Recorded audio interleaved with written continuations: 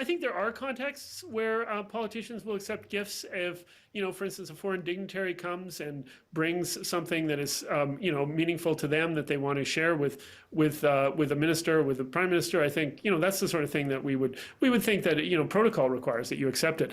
But, in a case like this, I think I'm not sure there is any reason why he should be able to accept these tickets. It was pointed out very eloquently, I think, that the ethics commissioner has particular rules, and those rules are meant to cover sort of all cases. But I think it still remains the case that ministers and all politicians have to use their judgment and realize that, just because something is not against the rules in a technical sense, there may be either a perception of wrongdoing or actual, inappropriateness. And I think in both cases this applies here. What do you find most concerning in this situation? Well, I think partly it's the perception. I mean, maybe I'm personally invested here because I tried to get tickets and couldn't.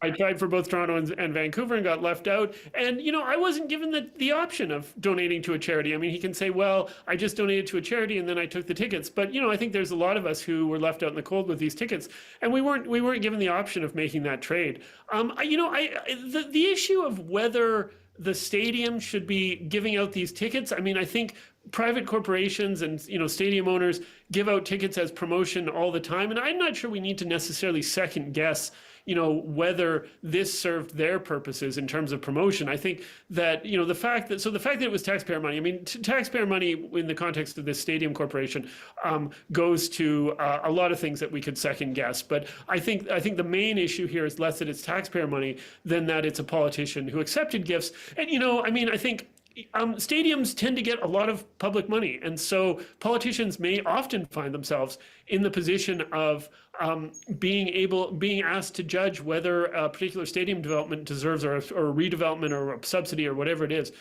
deserves public money. And so I think that it's very easy for a politician to find themselves in a situation where they are, they may not be in conflict now, but they can't say what positions they're going to hold in the future and what the proposals they're going to face are in the future. And I think psychologically, I think we're very bad at understanding how easily we are influenced in subtle ways. I think that I think lots of us could believe that by receiving a gift from someone, it's not going to affect our opinion or our judgment. But we just know from empirical studies that that's not true. That these kinds of gifts do affect people's judgment.